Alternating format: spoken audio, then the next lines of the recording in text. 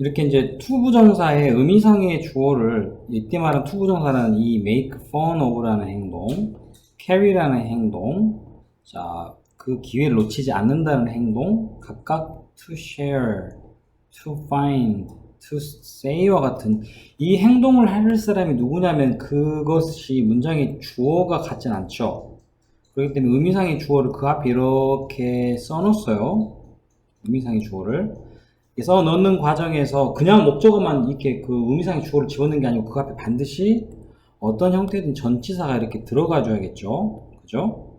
자, 넣는 방법은 두 가지가 있다 그랬는데 첫 번째는 for를 쓰는 방법, 두 번째는 of를 쓰는 방법. 그죠? 여기도 for하고 둘밖에 없어요. 그죠? 그런데 이제 예를 들면 4번 같은 경우는 우리가 영어에서 이렇게 of를 쓰는 경우만 주의하라고 했어요. 왜? 영어 of를 쓰는 경우는 그 앞에가 반드시 뭘 나타내는 사람의 성격 또는 그 사람의 어떤 성질 등을 나타내는 이러한 형용사가 앞에 온다 그랬죠. 자, 이러한 경우 근데 지금 예를 들면 4번 같은 경우는 enough food는 우리가 성격과는 아무런 관계가 없죠. 그죠? 그럴 때 이때는 당연히 알고 있는 for를 써야 됩니다. 그러니까 for가 대부분의 경우라고 생각하시면 돼요. for가 아닌 경우는 자, 그런데 여기 보면은 heartless가 뭐냐면 심장이 없어. 이거 그럼 설마 심장이 없다는 게 무슨 뭐 어떤 그 뜻일까요? 아주 무자비하단 말씀 때, 야, 정말 얘는 이 마음에 이 양심이나 있는 거야? 뭐 이런 의미로 쓰는 성격을 나타내는 말이죠. 그래서 아주 무자비한 뭐 그런 뜻, 그죠? 또는 진짜 심장이 없다는 그런 의미는 아니니까. 그래서 이거는 사람의 어떤 성격을 나타낸다고 우리가 볼 수 있어요. 그러다 보니까 이제 of를 쓰는 이런 형태로 문장이 쓰셔야 됩니다. 자, 이해되신가요? 자, 그렇게만 나와 있고, 다음은요. 자, 이거는 여러분이, 분이 뭐, 자, 이거는 7번 같은 경우는 바로 불러드릴게요. 자, 여기서 2번과 6번. 아, 여기서는 일단 2번 문제는, 자, didn't let라는 우리가 알고 있는 사역동사가 들어갔죠. 그죠? 이거를 이제 봤었어야 되고, 사역동사. 그 뒤에 목적어가 나오는데 중요한 건, watch도 가능하고, watched도 가능해요. 구조상으로는. 왜? watch는 원형 부정사라는 거죠. watched는 과거 분사. 과거 분사는 형용사이기 때문에 이론적으로는 가능한데 문제는 뭐냐면 이 앞에 있는 이 목적어라는 얘가 이 watch나 또는 watched라는 행동을 하는 그 관계를 보는 거예요. 왜냐면 만약에 watched라는 이 pp가 맞다면 얘는 얘로 꾸며주는 말인데 그 나라는 사람이 TV를 목격되어진다라는 그 말은 자체가 말이 안 되죠. 왜? 나라는 사람은 TV를 직접 본다는 이 행동을 직접 하는 능동의 관계가 돼야지 나라는 사람이 TV를 목격되어진다는 그런 우리나라 말도 어색한 말도 안 되는 그러한 과거 분사인 수동의 형태는 서로 관계가 이루어질 수가 없는 거예요. 그러다 보니까 능동의 관계인 watch를 사용하는 겁니다.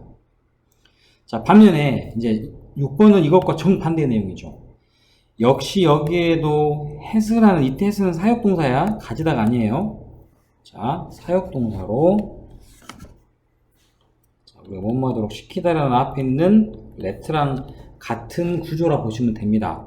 자, 아까 말한 것처럼 구조상은 둘 다 가능해요. paint도 가능하고 painted도. 그런데 이때 역시 봐야 될 건 그 앞에 쓰여 있는 바로 그녀의 nails. 손톱들이라는 이 목적어가 페인트를 직접 하는 거냐 아니면 이때는 누군가에 의하여 페인트 칠해지는 거냐라는 뜻이에요. 어떤 게 맞아요? 능동의 관계는 성립이 안 되죠. 반면에 누군가에 의하여 칠해짐을 당하는 거 왜 자기가 칠한 건 아니니까 빨간색으로 칠해졌다는 뜻을 쓸 때 누가? 손톱이라는 얘들이 지가 칠하진 않잖아. 그래서 수동의 관계가 돼야 하기 때문에 이때는 painted가 되는 거야.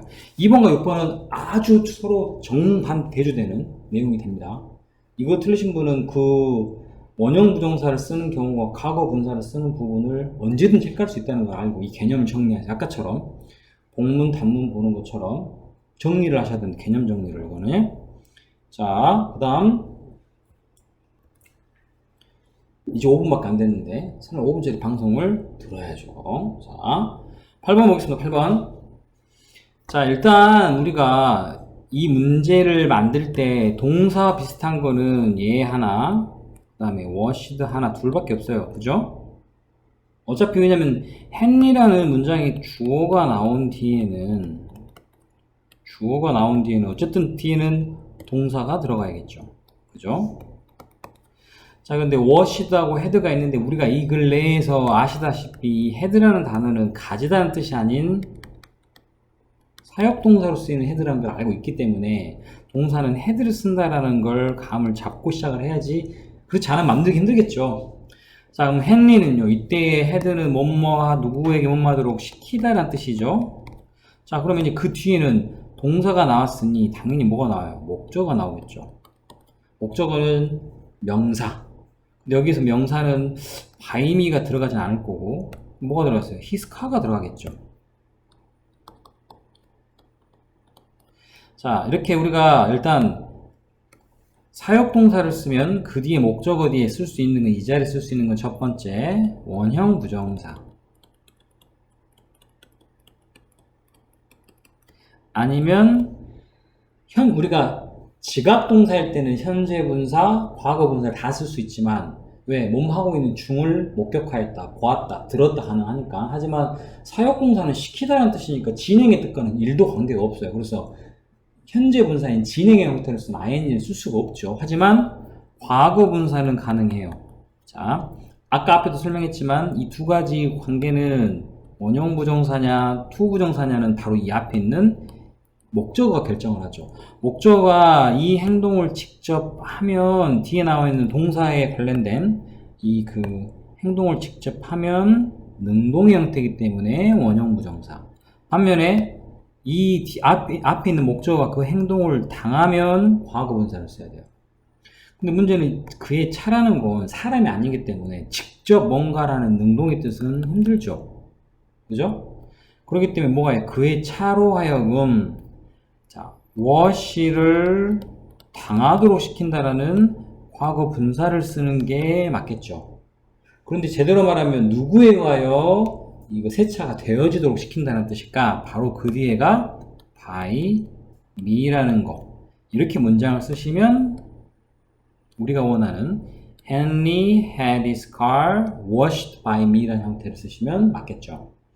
이해되십니까? 왜 여기 pp가 들어갔는지? 왜냐면 보시다시피 이 부분이 대부분이 다 수동 형태의 과거 분사 들어있는 게 이게 다 생략되어 있어요. 이렇게. 근데 여기는 일부러 여러분 제대로 이해할 수 있게 해주려고 by me를 뒤에 넣은 거야. by me가 뒤에 있다면 앞에는 원형 안 썼겠지. 왜? by me는 항상 누구에 의하여 수동의 의미니까. 자, 이렇게 우리가 이제 생각하시면 되겠고, 다음. 자, 뭐 알고 있다시피 so 대십니다. 다행인 건 the graves하고 그들인 데이하고는 어때요? 같죠? 그렇기 때문에 의미상의 주어를 따로 더 쓸 필요는 없죠. 그렇지 않겠어요? 자, 또 중요한 거 왜 이게 같습니까? 해석을 해보시면 됩니다. 왜냐면 포도들이 되어야지만이 그 포도들이 뭐 픽은 따다죠. 포도가 직접 딸 수는 없죠. 수동의 관계가 되겠죠. 따질 수 있다라는 형태가 되는 거예요. 오케이? 선생님, 이거는 아까 선생님 말한 공문인데 왜 뒤에 문장에 목적어가 없어요? 라고 물어볼 수도 있습니다. 아직 아무도 안 물어봤지만 여러분 중에 그 이유는 이겁니다. be packed. 이게 우리가 소위 말하는 뭡니까? 수동태죠. 수동태는 어떻게 만들어집니까? 주어, 동사, 목적어가 있는 능동태를 어떻게 바꿔요? 목적어가 주어 자리에 옮겨지죠. 그리고 동사는 비동사 플러스 pp. 그러면 수동태로 만들어진 문장 뒤에 목적어 있겠어요? 없지. 없는 게 당연하죠. 그죠? 물론 100% 없는 거 아닙니다. 왜? 영어에는 목적어가 2개 들어가는 그런 문장이 있죠? 그건 무슨 동사? 수요동사라고 하는 문장은 목적어가 2개이기 때문에 뒤에 목적어 올 수 있습니다. 하지만 그거는 아주 일부의 일부에 들어갈 수밖에 없는 내용이기 때문에 여기에서는 그 이후로 so that이라는 동문이 됐음에도 뒤에 목적어가 없어요. 완벽한 문장임에도 불구하고. 이해되십니까? 자, 그럼 일단 요걸 이용해서 문장을 써보면, 자, 그리고 우리가 enough to라는 단어의 그때 특징을 얘기해 드렸는데, 투투는요, 투투는 앞에 나와 있나요? 네, 투투 구문을 말을 해줘야 되는데, 투투는 보다시피 이렇게 투하고 투를 무조건 띄워놓습니다. 중간에 우리가 원하는 뭐를, 형용사나 부사를 중간에 넣어요. 투 사이에. 하지만 enough to는 항상 이 두 개가 어떻게 돼요? 이렇게 붙어 있어요. 그죠? 어떤 경우만 제외하고, 어떤 경우에 enough to를 붙였을 수 없죠. 요 사이에 뭘 넣을 때, 의미상의 주어를 넣어야 될 때. 왜요? 의미상의 주어는 to 부정사 바로 앞에 들어가야 되니까 바로 enough to 자리에 넣어야겠죠? 이건 이해가 되시죠? 자, 하지만 내가 왜 아까 그랬잖아요. 두 문장에 지금 주어가 어때요? 같아요, 다행이게. The grapes하고 they 같기 때문에 enough하고 to 사이에 다른 의미상의 주어를 쓸 필요는 없어요. 자, 그럼 일단 문장을 만들어 보면 the grapes are까지는 똑같이 쓸 거고, 그죠? 아까 우리 뭐라 했어? enough to는 뭐 한다고? 붙여 쓴다 그랬죠. 자, 그럼 enough to를 붙여 쓴다면은 꾸며줘야 될 형용사는 앞에 적어야 돼. enough to 앞에. 오케이? to는 중간에 집어넣고, 그럼 여기서 뭘 쓸까? 앞에다가. 여기 있는 형용사, 익은이라는 형태의 ripe를 앞에 넣으셔야겠죠. The grapes are ripe enough to는 to 부정사니까 뒤에 뭘 써요? 나머지 부분, 뒤에 부분의 동사 부분. 이때는 수동태 될 수밖에 없죠. be picked. 요렇게 문장이 만들어질 수밖에 없습니다. 자, 참고로 만약에 이제 그러진 않지만 여기 있는 주어랑 뒤에 있는 주어가 뭐가 아닐 경우, 같지 않을 경우는 어떻게 쓴다? enough to 사이에다가 for를 이용해서 만약 이 they가 다른 사람이라면 그때는 이렇게 돼. for 대매 형태 이렇게 썼어야겠죠. 하지만 여기에서는 앞에 있는 the grapes하고 얘가 같기 때문에 굳이 쓰지 않습니다. 이해됐죠? 그거까지는 알고 계셔야겠네요. 일단 내가 넣어놓을게요. 이렇게 쓰는 형태라는 거 구조는 알고 계셔야 되니까 그렇게 되어 있습니다. 자, 다른 건 없어요? 오케이. 그러면 우리가 뒤에 거 숙제로 나가야 되거든요. 종합문제도 마무리해야 되니까 몇 개만 볼까요? 선생님이랑 같이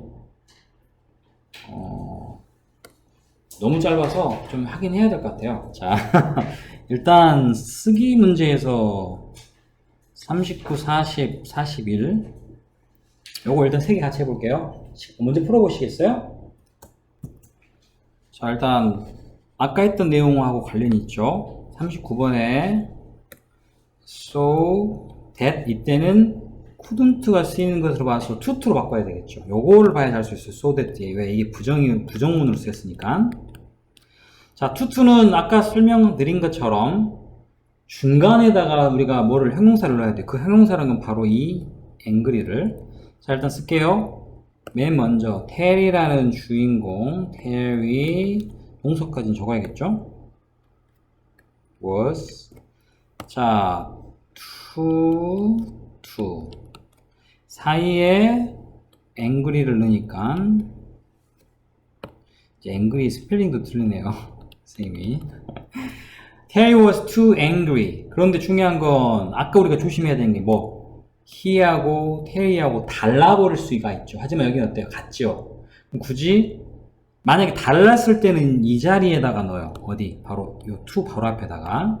하지만 굳이 넣을 필요 없죠. 같으니까. 그죠? 그래서 그냥 이대로 쓰시면 돼요. 그럼 뭐가 남았어? too angry to do anything for her. 이렇게 쓰시면 답이 됩니다. 어때요? 맞게 쓰셨나요? 다음 두 번째 거는 자, 역시 so 대신 이때는 can이 나온 것으로 봐서 긍정이죠. 그러면 enough to를 씁니다. 일단 enough to를 일단 의식적으로 붙여 쓸게요. 이렇게 enough to 붙여서. 자, 주어는요. the problem 씁니다. 두 번째 문장의 주어는 유네. 주어 어때요? 같지 않죠? 그러면 뒤에 부분에 의미상의 주어를 넣어줘야 돼요. 좋아, 일단 작업은 이제 머릿속에 그건 생각하고 봅시다. 자, the problem are. 자, 이때는요, enough to를 붙였었기 때문에 이 앞에다가 뭐, 바로 simple이라는 형용사를 쓰죠. simple enough. 자, 원래 주어가 같았을 땐 여기다 그냥 뒤에 뭐만 쓰면 돼? can 뒤에 있는 handle that만 요렇게 쓰면 끝났는데, 문제는 주어가 다르다 그랬죠. 그럼 주어는 어디에 넣어? 의미상의 주어는 바로 enough하고 to 사이에 들어갑니다.